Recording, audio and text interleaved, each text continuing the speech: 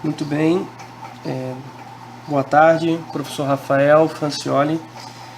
Eu sou o Diogo, aluno do Mestrado Nacional em Ensino de Física pela SBF e no polo da UFRJ Macaé. Estou aqui responsável pela questão 3 da lista 3 de Mecânica Quântica. Antes de nós iniciarmos a resolução da questão, vamos fazer algumas análises que vão nos ajudar posteriormente. Aqui eu tenho a representação de um degrau de potencial, que seria uma barreira de potencial para uma partícula que viaja no eixo X, no sentido positivo de X. Classicamente, se eu tivesse aqui uma partícula com uma energia E se dirigindo em direção a essa barreira de potencial, se essa energia fosse menor do que essa barreira de potencial, a gente teria a reflexão dessas partículas, que fariam elas retornarem. Se caso essa partícula tivesse uma energia maior do que essa barreira de potencial, que essa energia V, ela atravessaria essa região aqui em x0. A gente sabe que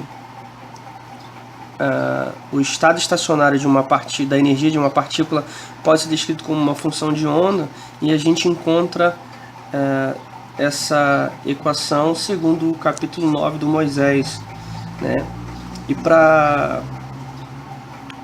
o número de partículas descrevendo uma trajetória no eixo X, a gente pode escrever a partir dessa equação, dessa função de onda, a equação de Schrödinger dessa forma, em que eu tenho a segunda derivada dessa função, e um k1 elevado ao quadrado, e essa própria função sendo igual a zero, quando eu tenho x menor do que zero, ou seja, nessa região aqui, ela funcionaria desse jeito, quando esse k1 é o meu momento da partícula sobre h cortado, que seria o número de onda, k1 seria o número de onda dessas partículas antes dela atravessarem por essa barreira em x0, que a gente pode ver aqui que é raiz de 2mE, esse é a energia sobre h cortado. Para a região depois de x igual a zero, ou seja, para essa região, que eu vou chamar de região 2, eu vou ter a segunda derivada dessa função em função de x, e aqui um k2 elevado ao quadrado, a mesma função também igual a zero. Esse k2 é o momento da partícula depois que ela atravessa essa posição zero aqui, sobre h cortado, que nesse caso seria 2 vezes a massa dessa partícula, e aí nesse caso a energia é dado pela energia que ela tinha menos esse potencial, ou seja, o quanto de energia ela sobrou para ela, já que ela teve que gastar alguma energia para vencer esse potencial. Isso também dividido pela constante h quadrado. Essa solução é conhecida e a gente tem que φ1, ou seja, a função antes seria um parâmetro A vezes E elevado a esse conjunto, mais B vezes E elevado a menos o mesmo conjunto. E para φ2 nós temos um parâmetro C multiplicado por E elevado a esse conjunto e D vezes E. Para um conjunto de partículas, a gente vai considerar esse D igual a zero. É claro que se a gente considerasse partículas vindo da direita para a esquerda, nós também teríamos uma solução com A igual a zero, que seriam iguais. Então, nesse momento, a gente vai considerar uma solução geral com D igual a zero, que serve tanto para um quanto para outra. Então, aqui a gente vai perceber o seguinte, que essa aqui seria o termo que indica as partículas incidentes. Esse aqui seria o das partículas refletidas. Isso aqui seria então o termo restante, seria das partículas transmitidas. Agora nós vamos partir para o raciocínio da nossa questão, né? Que diz o seguinte: uma partícula seguindo no sentido positivo de x, ou seja, da esquerda para a direita, né? Com uma quantidade de energia igual a 2V0. Atravessa por uma barreira de potencial que, para x, né, uma barreira de potencial que segue ou que respeita uma função degrau, em que eu tenho para x menor do que 0, ela é 0. E para x maior do que 0, ela é menos V0. Então a minha função degrau é desse tipo, ou seja, as partículas vão... a função degrau, a minha energia do degrau, ela é 0 até x igual a 0. Ela tem esse caimento instantâneo, e a partir de x maior do que 0, ela vai ter um valor de menos V0. As partículas se dirigem da esquerda para a direita aqui no nosso desenho com uma energia de 2V0. É claro que não está em escala aqui, é só uma representação, mas o que é interessante a gente entender é que essas partículas estão muito acima do meu degrau, e elas não estão contra esse degrau, né? Elas estão sendo favorecidas por esse degrau. Então a gente já começa aqui a perceber que, se essas partículas vêm nesse sentido, da esquerda para a direita, elas têm uma grande probabilidade, ou elas teriam uma grande probabilidade de atravessarem esse degrau, e uma pequena quantidade de partículas, ou uma pequena probabilidade de ser retidas nesse degrau, né? De acordo com a resolução que a gente viu aqui anteriormente, a gente vai ter os seguintes parâmetros. Quando eu tenho B sobre A, que seria o número de onda antes da região, né?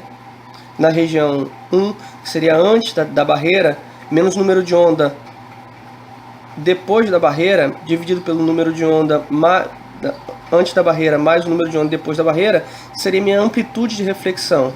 E o C sobre A seria igual a 2 vezes o número de onda antes da barreira, dividido pelo número de onda antes, somado ao número de onda depois. Isso aqui seria a minha amplitude de transmissão, né? Quando a gente está falando de probabilidade, quando eu pego essas amplitudes de reflexão e de transmissão e elevo ao quadrado, eu tenho aqui a probabilidade de eu encontrar partículas na região 2, de serem refletidas. E aqui, quando eu pego o quadrado de C sobre A, eu tenho a probabilidade de ver partículas, a densidade e probabilidade de ver partículas na região 2, né?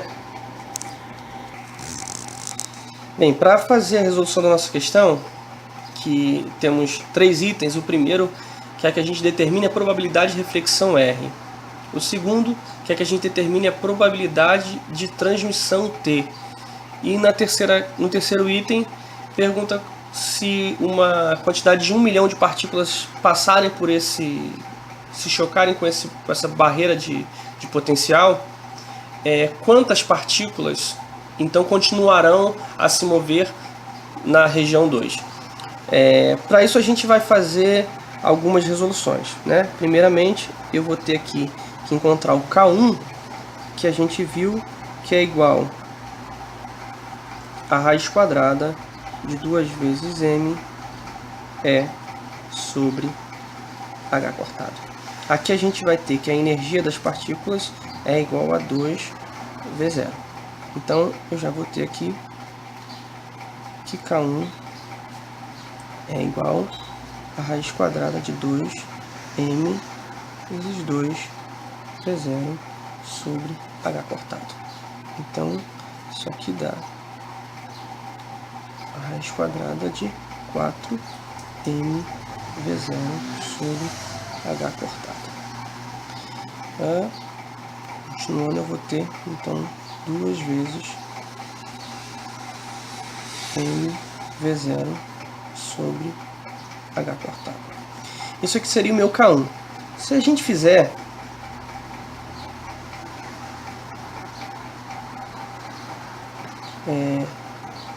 K1 sobre 2, a gente vai ter então K1 sobre 2 igual a raiz quadrada de m V0 sobre h cortado. A princípio parece um pouco sem lógica o que a gente está usando, mas isso aqui é só um artifício matemático que a gente vai usar mais para frente. Então aqui a gente vai resolver K2, que seria o número de onda na região 2. Eu vou ter então 2m, e aí a diferença de energia do que a partícula tinha é menos a energia do potencial sobre h cortado. Resolvendo isso, substituindo esse E por 2V0 e esse V, o valor de potencial, então nesse caso E é igual a 2V0 e V é igual a menos V0, eu vou ter o seguinte, que K2 vai ser igual a raiz de 2m que multiplica 2V0 menos V0. Tudo isso sobre h cortado. Então eu vou ter aqui, como vou mudar o sinal, então eu chego a 6m V0 sobre h cortado. Se eu observar bem, eu posso escrever isso aqui como o seguinte, a raiz de mv0 sobre h cortado vezes a raiz de 6. Mas isso aqui é exatamente o meu K1 sobre 2. Então eu posso dizer que K2 é igual a K1 sobre 2 vezes a raiz de 6.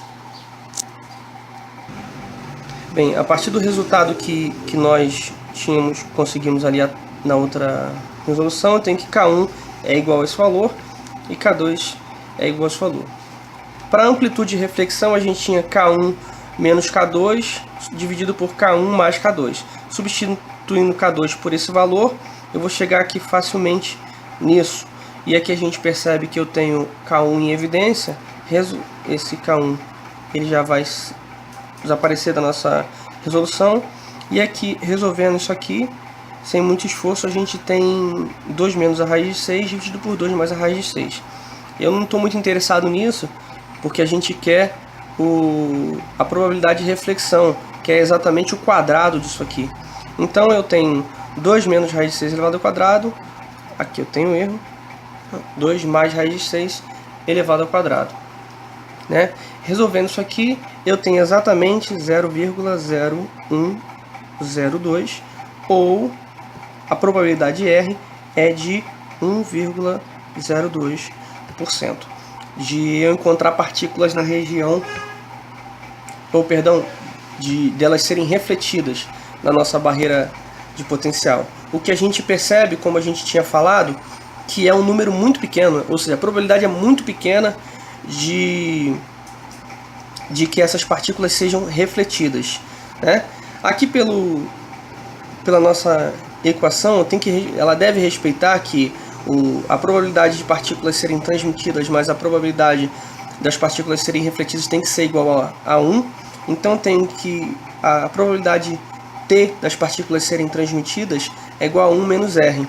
Isso aqui vai dar pra gente 0,9898 ou simplesmente 98,98%.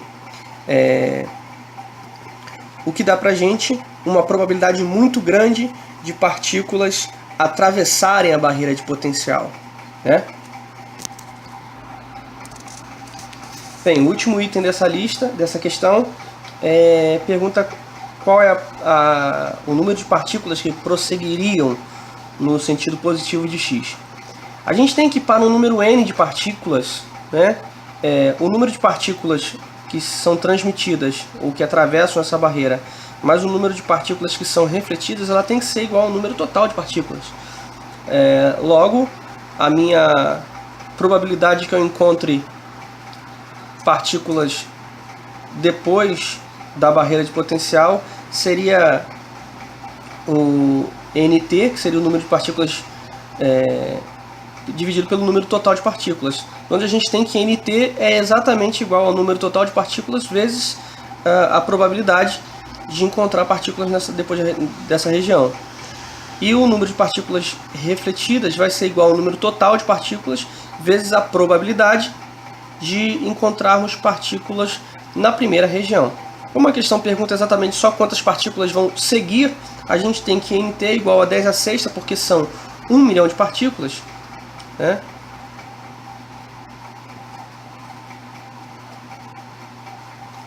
N igual a 1 milhão de partículas, então nós temos aqui 10 a sexta vezes essa taxa de probabilidade aqui, que é 0,9898.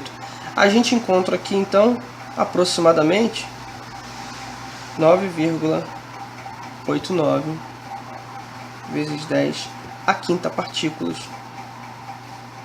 que conseguiriam atravessar essa barreira de potencial. Então aqui a questão, o item A, a probabilidade de encontrarmos partículas refletidas seria de 1,02%. A resposta do item B, que a probabilidade de encontrarmos partículas que atravessariam essa barreira de potencial é de 98,98%. E caso 1000 partículas se dirigissem na direção dessa barreira de potencial, quantas prosseguiriam no sentido positivo de x após essa barreira de potencial? Então o número é de 9,89 vezes 10 a quinta partículas prosseguiriam. Assim eu concluo a resolução da questão 3 da lista 3 de mecânica quântica. Muito obrigado.